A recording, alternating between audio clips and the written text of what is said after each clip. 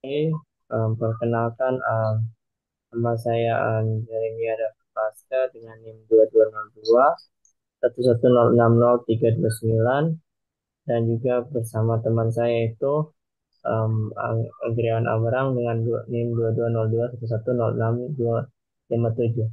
Kali ini saya masuk, sebenarnya sudah lewat untuk yang install karena kami sudah menginstalnya. Kali ini kita akan memasukkan untuk em, yang disuruh di sini. em, Jika sudah di sini sudah lewat, jadi di sini kita akan melakukan password ini untuk masuk karena kami sudah melewati proses penginstalan yang dari awal. Penginstalan yang agak itu cuma tinggal file import saja, lalu nanti dia akan masuk ke sini. Di sini lalu kita ganti ganti dia jaringan sesuai dengan apa? Dengan ganti dengan NAT. Setelah itu kita akan masuk lagi ke sini ke tadi. Mana ya? Otak ini tadi ini nggak bisa di custom mungkin. Buat terus secara manual. Analis.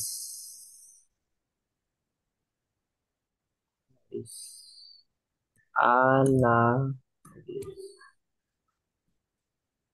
Ini sedikit susah.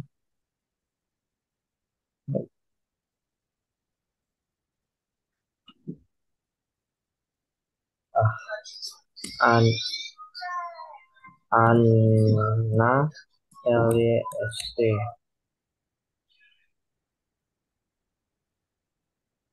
password bisa ya.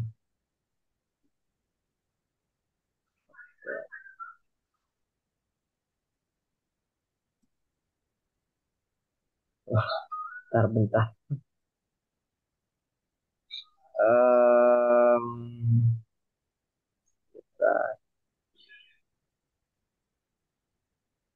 Analis.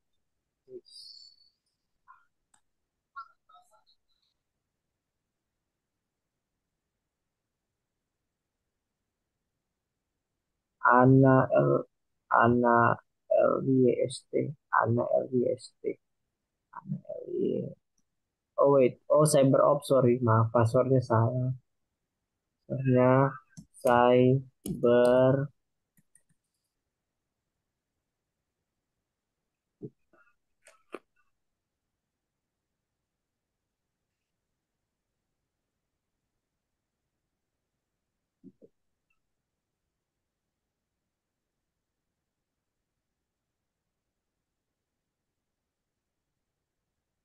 Nah, oke, kali ini kita masuk ke sistem operasinya seperti ini dan kita akan teruskan ke yang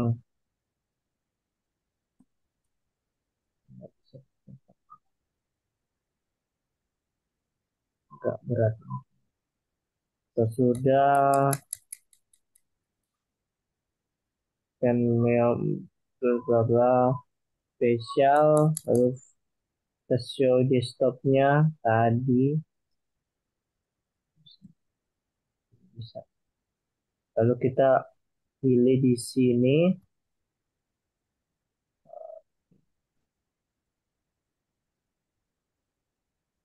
buka di sini ada terminal application, file manager application,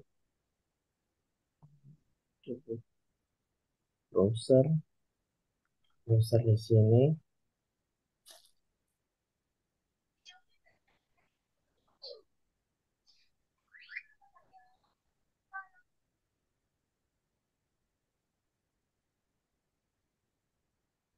Kok lambat tanya Google,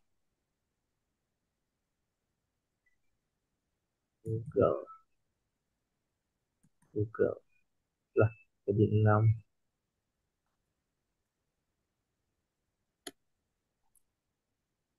Google.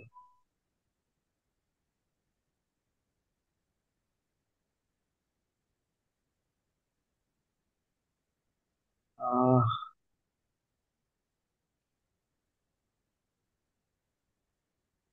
dan lalu di sini kita bisa apa ya? Show terminal file application, ada juga file first tool tadi, lalu ada file manager application ini, manager application, file application, mungkin manager yang mana? Oh ini, oh, waduh, waduh, ini ada beberapa nya, ini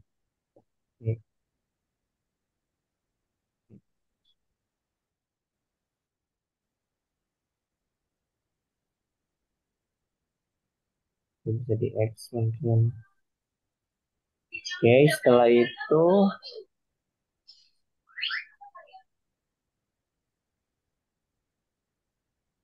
kalau menemukan itu,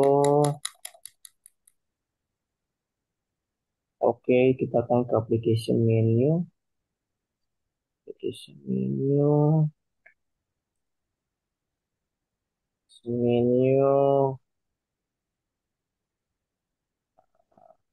um,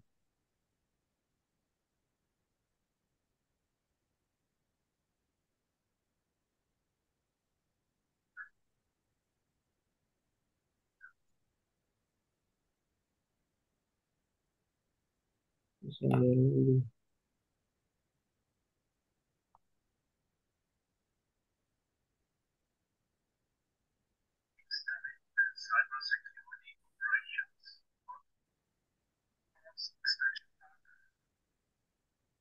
menu di sini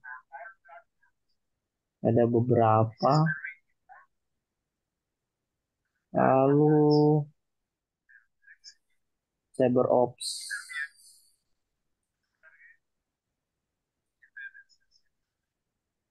Oh, ada idle, ada skit dan ada Wireshark.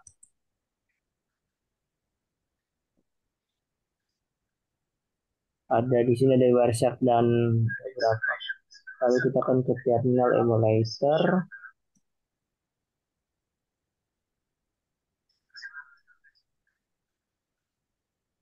Kita akan klik,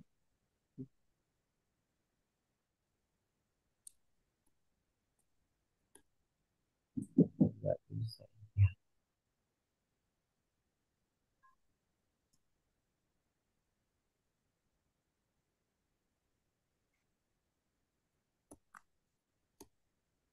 Um,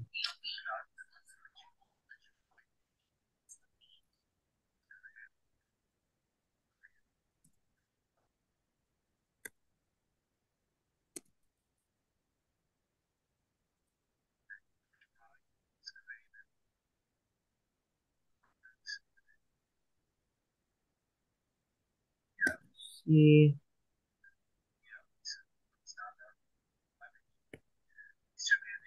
bisa ya. Hmm,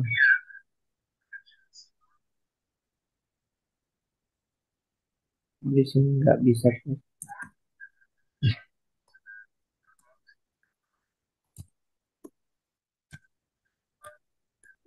Nggak bisa di sini ya.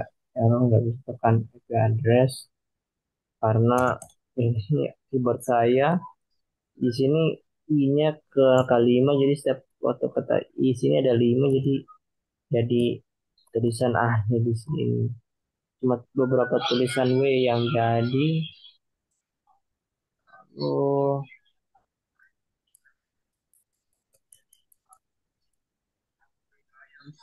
ke browser. Ya bisa sih. Can you navigate your favorite search engine? Tadi saya sudah lakukan yaitu untuk browsing di sini. Itu kesukaan saya adalah Google Browser.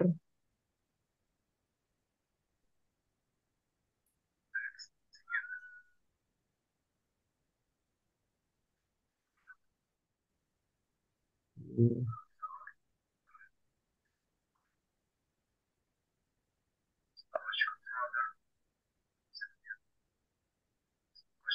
nggak termasuk jaringan di sini, nggak tahu kenapa. Lalu lanjut saja. Oke, dia udah sudah dan kita shutdown. You can save statement you shutdown on VM. Itu caranya untuk shutdown itu di bagian kiri.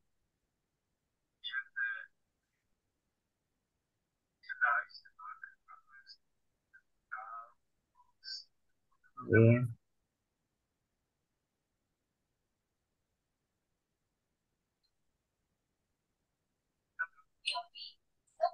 Um, dan bisa juga berhenti lagi.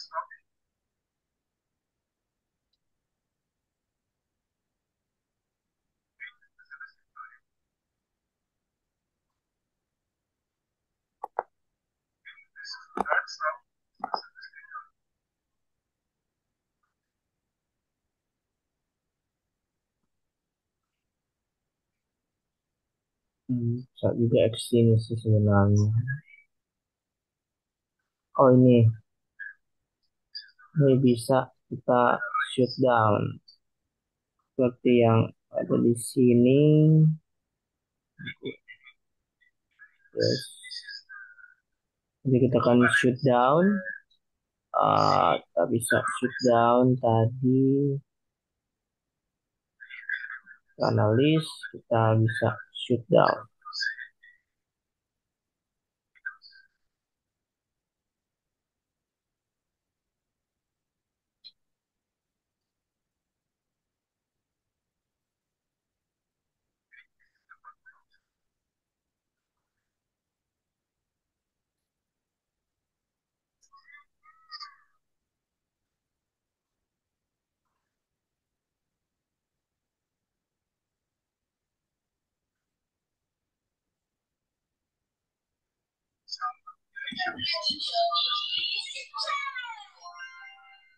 Jadi ada lampiran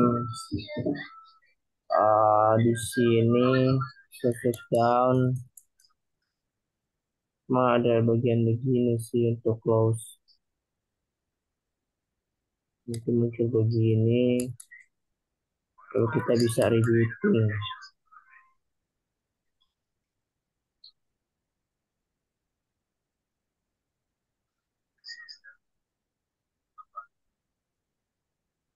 Lalu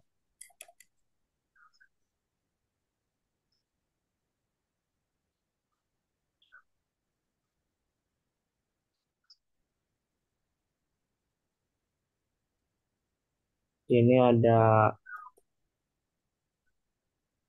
ini ada what advantage of using virtual machine. Jawaban di sini adalah dengan menggunakan virtual machine kita itu bisa mengetes suatu aplikasi baru atau sebuah sistem operasi tanpa efek atau kena dampak dari kamu punya mesin utama atau host. Kamu juga bisa menyimpan um, current mesin state kalau waktu kamu menutup virtual machine. Kalau kamu punya masalah, kamu punya option untuk revert virtual machine dalam virtual machine ini untuk save sebelumnya. Dalam kasus lain, sebuah virtual machine itu memerlukan perangkat keras um, um, source perangkat keras dari sebuah host mesin atau mesin host atau kita punya kami juga punya mesin seperti hard drive, space dan juga RAM dan juga processing power. Ya untuk angka sebelumnya akan saya serahkan ke teman saya yang untuk lab berikutnya.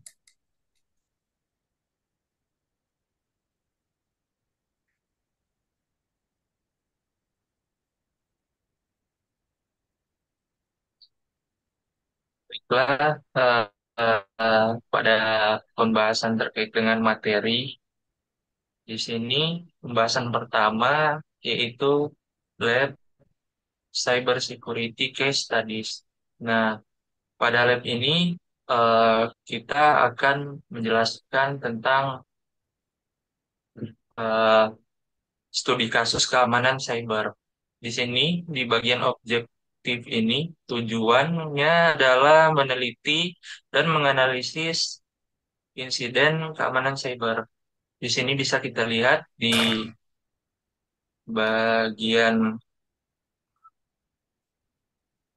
di sini bisa kita lihat di bagian background skenario. Di background skenario ini terangannya menjelaskan terkait pemerintah, bisnis, dan pengguna individu itu menjadi target serangan cyber dan para ahli itu memperkirakan bahwa serangan ini kemungkinan akan meningkat di masa yang akan mendatang. Jadi di sini itu eh, karena insiden itu eh, terkait dengan keamanan cyber itu menjadi perhatian publik karena mengingat kekhawatiran dari serangan cyber ini. Di sini kita dari pihak kelompok memilih studi case yaitu the Stuxnet virus. Teks kedua. Di bagian teks kedua ini eh, kita disuruh untuk melakukan pencarian serangan cyber yang menonjol. Yaitu tadi yang sudah kita kelompok sepakati bahwa kita akan membahas terkait dengan the Stuxnet virus. Di sini kita masuk pada pertanyaan pertama, bagian A. Di sini akan saya terjemahkan ke dalam bahasa Indonesia. Untuk pertanyaannya di sini, siapa saja korban serangan tersebut? Jadi korbannya adalah fasilitas Iran. Oke, next ke bawah.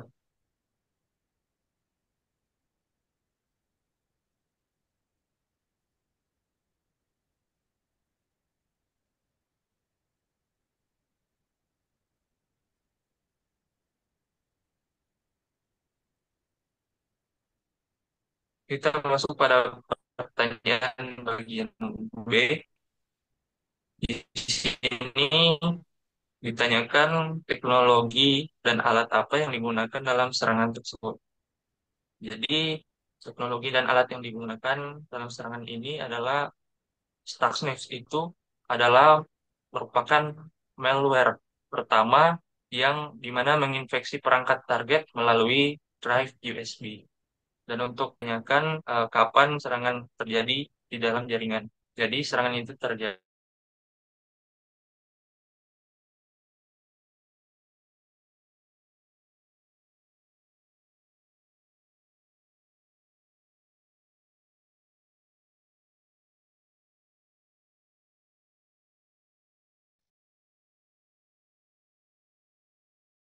Besok. Oh, masih terlanjur. Oke. Tadi Uh, Share screen, ya,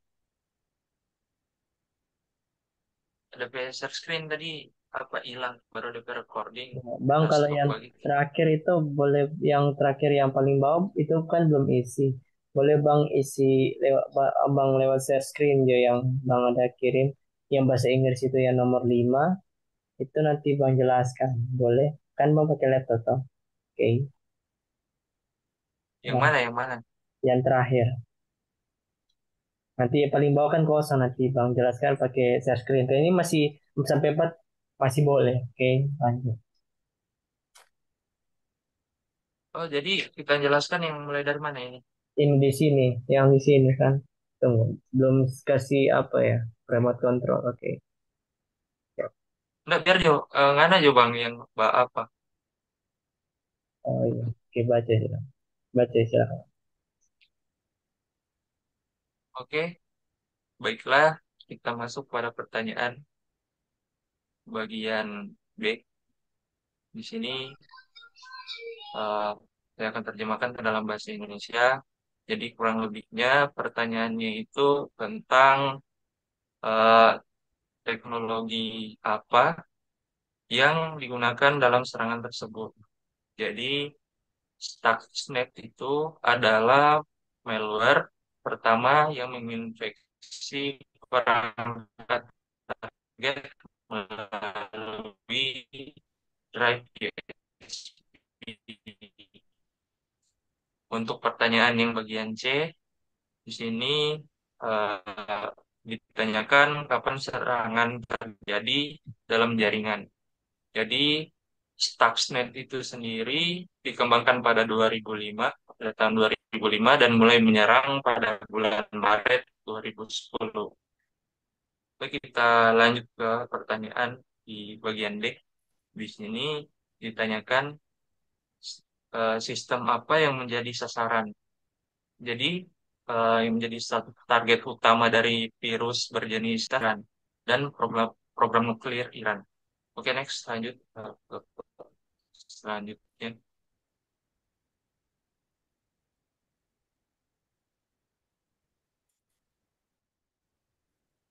Nah, di sini di pertanyaan bagian E, di sini ditanyakan apa motivasi para penyerang dalam kasus ini, apa yang ingin mereka capai, yaitu untuk menghambat kemajuan program nuklir di Iran. Dan untuk pertanyaan di bagian F ini ditanyakan apa hasil dari serangan tersebut. Jadi hasilnya adalah Stuxnet berhasil mematikan hingga 1.000 mesin di dalam fasilitas nuklir di Natanz, Iran. Oke, lanjut.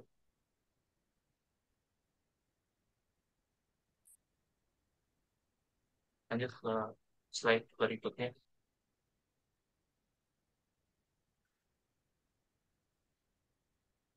Baik, di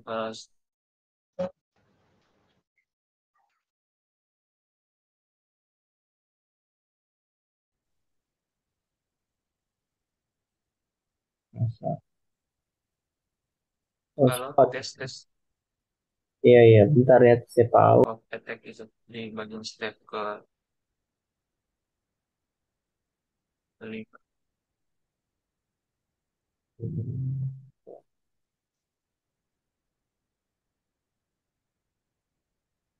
Em,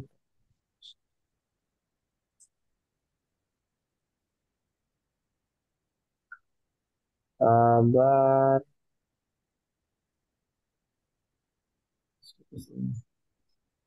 Bentar ya. Coba cara pause ya. Pause.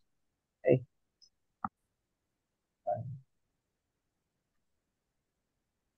share screen.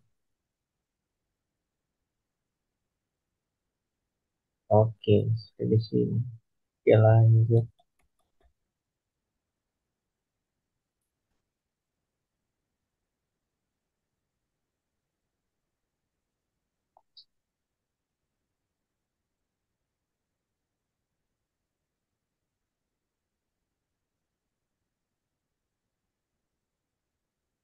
Baik, untuk penjelasan selanjutnya, di sini step pertama, what is the vulnerability? Jadi di sini itu eh, dia menanyakan terkait dengan eh, apa kerentanan dari IoT ini. Jadi Internet of Things ini atau IoT ini mengacu pada jaringan model fisik yang terhubung ke internet berkomunikasi satu sama lain dan dengan sistem lain. Jadi perangkat IoT ini dapat mencakup dari smartphone dan laptop hingga peralatan rumah tangga, mobil, dan peralatan individu juga. Salah satu kerentanan IoT adalah kurangnya keamanan di perangkat yang membentuk jaringan. Banyak perangkat IoT yang dirancang dengan fitur keamanan terbatas yang sering terhubung ke internet. tanpa keamanan yang memadai, membuatnya rentan terhadap serangan cyber. Jadi perangkat IoT ini kemungkinan rentan terhadap serangan berbagai serangan, termasuk dengan serangan denial of service, kayak infeksi malware. Misalnya si peretas dapat menggunakan botnet untuk uh, IoT, membanjirinya dengan permintaan dan menjadikan tidak dapat digunakan. Jadi peretas itu menggunakan alternatif yang mungkin dapat memperoleh akses ke perangkat IoT dan menggunakan sebagai gerbang untuk menyusup ke sistem lain di jaringan. Ini berpotensi untuk mencuri data-data sensitif, atau bisa juga melancarkan serangan lain yang lebih merusak, seperti eh, seperti mengubah dan individu bisa membatasi hal tersebut dengan melakukan eh, mengambil langkah-langkah untuk melindungi perangkat mereka, seperti mengubah batasan di default dan memperbarui perangkat lunak. Kita masuk pada step kedua. Di sini ditanyakan eh, terkait dengan siapa yang mungkin memanfaatkannya. Jadi kerentanan IoT ini boleh dieksploitasi oleh berbagai aktor jahat, termasuk peretas individu, organisasi kriminal, bahkan orang dalam organisasi.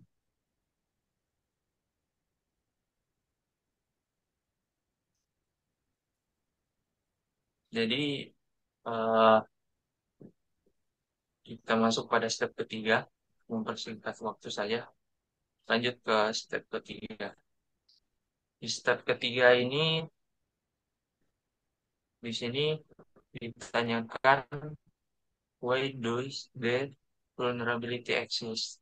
Menanyakan terkait mengapa kerentanan itu ada.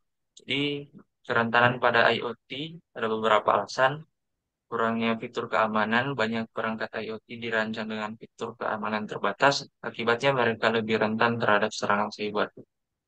Penggunaan perangkat lunak yang kadaluarsa atau rentan, perangkat IoT mungkin menggunakan perangkat lunak yang kadaluarsa, membuatnya lebih rentan terhadap serangan cyber. Secara keseluruhan, kerentanan IoT ini masalah yang kompleks. Masalah yang kompleks, jadi kita masuk pada step eh, keempat saja ya. Karena yang tadi itu eh, kurang lebihnya menjelaskan terkait masalah yang kompleks. Jadi harus memerlukan pendekatan multi faset untuk menghadapinya. Kita lanjut ke step keempat aja. Di sini ada step keempat. Di sini dia menanyakan apa yang dapat dilakukan untuk membatasi kerentanan. Jadi ada tiga cara yang dapat dilakukan untuk membatasi kerentanan. Yang pertama itu menerapkan autentikasi dan enkripsi yang kuat pada perangkat IoT, harus menggunakan autentikasi dan enkripsi yang kuat untuk melindungi dari akses tidak sah. Yang kedua itu memperbarui perangkat lunak secara rutin, yaitu perangkat IoT harus diperbarui secara berkala untuk memastikan perangkat menjalankan patch keamanan perangkat lunak terbaru. Yang bagian terakhir itu menerapkan kontrol akses. Kontrol akses itu harus dilakukan untuk membatasi siapa yang dapat mengatasi perangkat jaringan IoT. Kita lanjut ke lab selanjutnya. Nah, di sini pada lab visualizing the black hats di sini, jadi di sini kita akan memvisualisasikan eh, seorang individu hacker, yaitu Black Hats, di mana Black Hats ini melakukan eh, perbuatan yang melanggar tindak pidana. Kita masuk saja ke bagian teks keempat. Di sini, di bagian teks keempat ini, eh, kita masuk pada pertanyaan bagian G. Di sini ditanyakan siapa penyerangnya. Jadi, Serangan ini dipra- diprakarsai oleh sekelompok peretas yang memperoleh akses ke jaringan Adobe, mencuri data sensitif tentang dan pengguna dan perusahaan Adobe. Untuk pertanyaan di bagian H, ini ditanyakan organisasi kelompok apa yang menjadi tempat penyerang bervariasi berfasiliasi. Jadi di bagian H ini para penyerang terkait tidak berhasil diidentifikasi, tapi lokasi penyerang bermarkas di Eropa Timur atau Rusia. Jadi masih dalam perkiraan. Jadi untuk pertanyaan lanjutan yaitu di bagian I.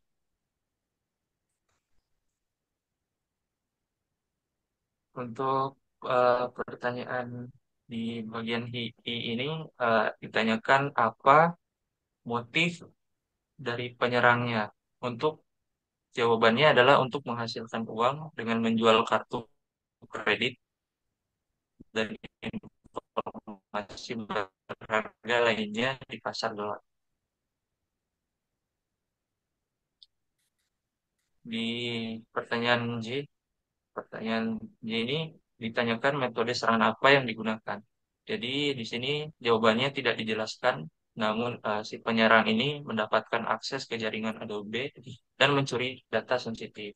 Oke, baiklah kita lanjut ke pertanyaan bagian K.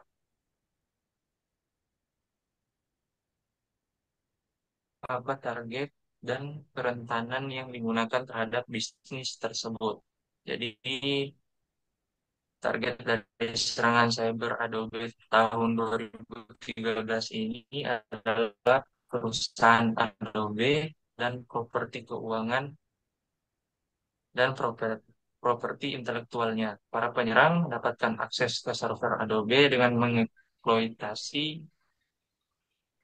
kerentanan dalam infrastruktur sistem perusahaan dan menggunakan akses ini untuk mencuri data sensitif termasuk kode sumber, laporan keuangan, dan cetak biru desain untuk produk yang akan datang.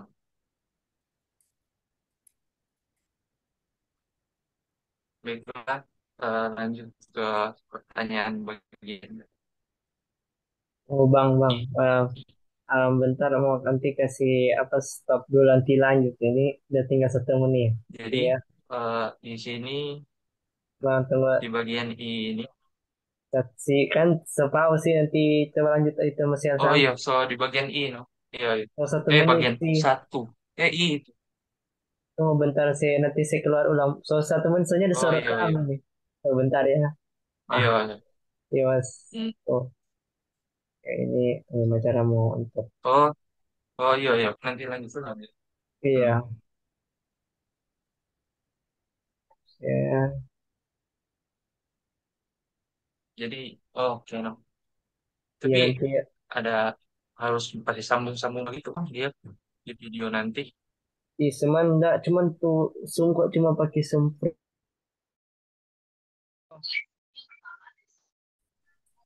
Bisa berapa menit? Tiga.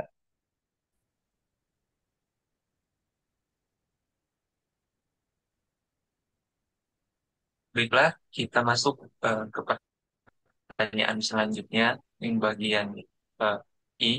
Di sini ditanyakan how could this attack be prevented or mitigated, atau yang terjemahkan ke dalam bahasa Indonesia bagaimana serangan ini dapat dicegah atau dikurangi. Jadi ada 6 cara. Yang pertama itu melakukan penilaian keamanan secara teratur. Yang ketiga memantau aktivitas yang mencurigakan. Yang keempat menerapkan karyawan tentang keamanan cyber. Dan yang terakhir itu melakukan audit keamanan secara berkala. Oke, lanjut ke bawah.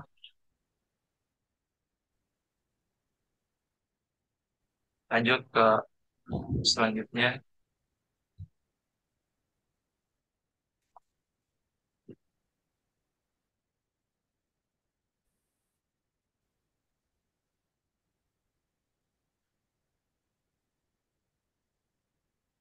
Oke, lanjut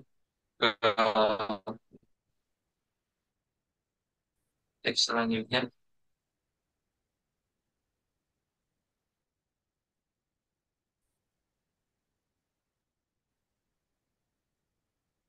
Jadi ditanyakan, jadi penyerangnya itu adalah Shenhua. Ditanyakan organisasi kelompok apa yang menjadi, tunggu bang, di atas atas ke bawah aja, Nok. Lanjut ke slide terakhir.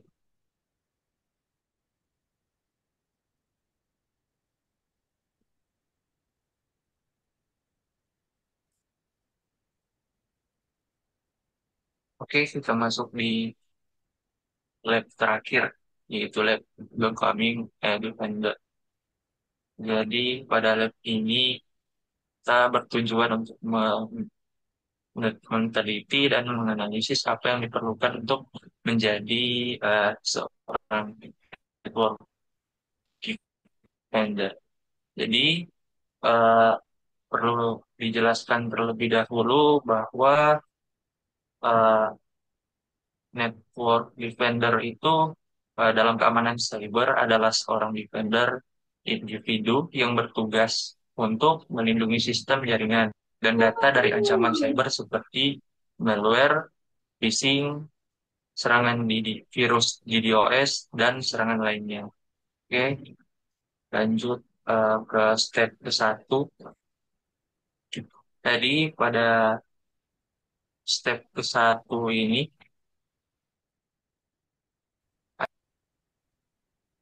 di pertanyaan ini, kita diinstruksikan untuk menggunakan mesin pencari yang efisien untuk kita untuk melakukan pencarian sertifikasi yang paling populer. Populer dalam hal apa yang dimiliki orang belum tentu apa yang diminta oleh pemberi kerja.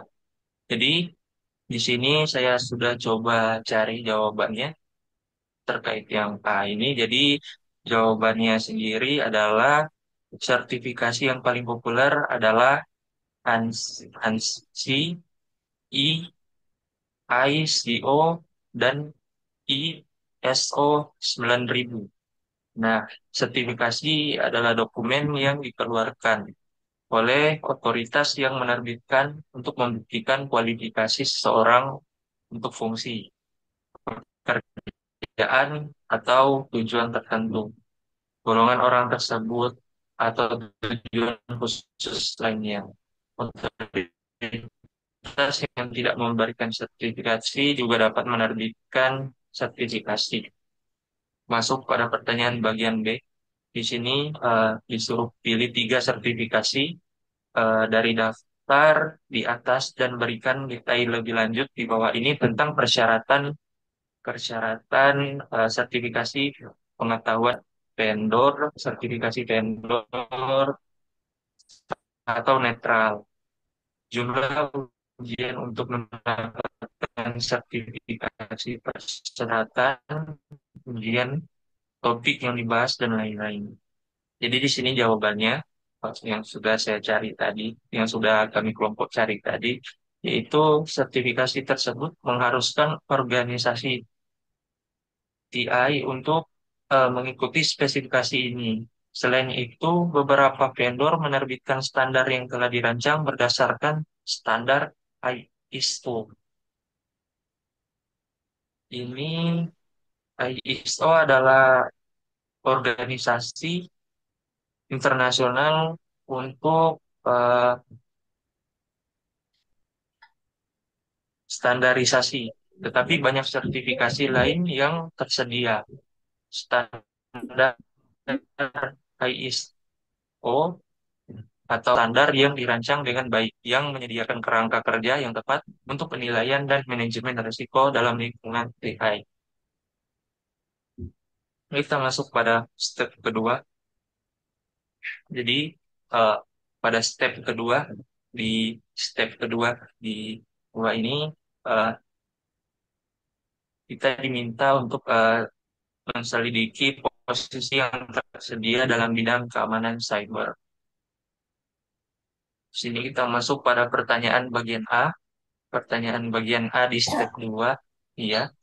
Eh, di sini ditanyakan berapa banyak lowongan pekerjaan baru yang diposting dalam 2 minggu terakhir.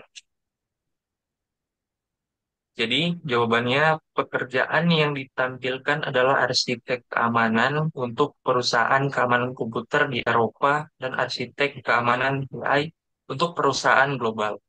Pekerjaan terakhir yang berlokasi di Lockheed Martin di Amerika Serikat adalah Wakil Presiden Sumber Daya Manusia. Fungsi SDM bertanggung jawab untuk memastikan semua kebijakan sumber daya manusia. Kita masuk pada pertanyaan bagian B. Di sini eh, ditanyakan berapa kisaran gaji untuk 10 posisi teratas. Jadi kisaran gaji untuk 10 lowongan teratas di indeed.com adalah 160.000 dolar hingga 200.000 dolar. Jumlah karyawan di 10 teratas belum tentu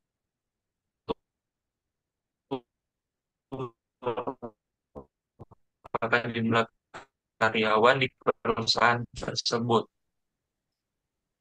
Kita masuk pada pertanyaan bagian C. Pertanyaan bagian C.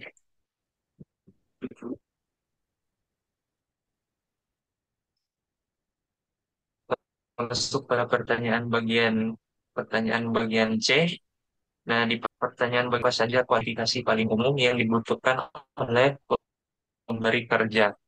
Jadi, eh, kualifikasi yang paling umum dibutuhkan dibutuhkan oleh pemberi kerja untuk pekerjaan tersebut adalah gelar associate dalam bidang forensik, komputer, dan keamanan sistem. Gelar sarjana dalam ilmu komputer sangat direkomendasikan. Ya, Ini betul merupakan sekali. nilai tambah yang jelas untuk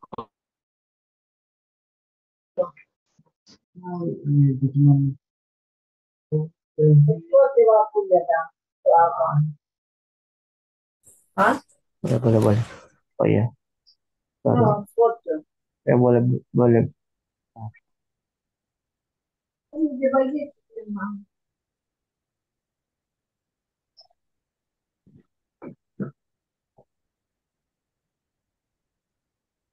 melakukan BP search di bagian bagian D yang eh, lab terakhir. Iya, di bagian D. Nah, ini.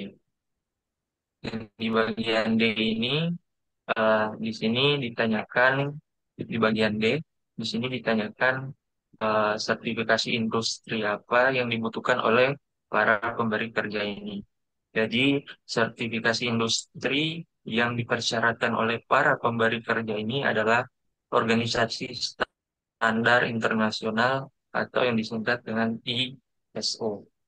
Adalah organisasi standar industri yang misinya adalah untuk memfasilitasi dan mendukung kerjasama internasional untuk meningkatkan sistem fisik dan biologis umat manusia.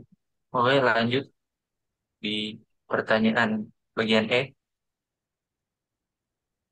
Untuk pertanyaan bagian E ini, di sini ditanyakan apakah ada sertifikasi yang sesuai dengan tercantum pada langkah 1. Jadi, sertifikasi yang sesuai dengan yang tercantum di atas adalah otoritas sertifikasi. Sertifikasi yang sesuai dengan yang tercantum di atas digunakan untuk tugas yang paling umum. Untuk sertifikasi pengetahuan AI, pengguna diharuskan untuk menyelesaikan sertifikasi. Itulah jawabannya untuk pertanyaan bagian E. Kita lanjut di pertanyaan bagian terakhir, yaitu pertanyaan bagian F.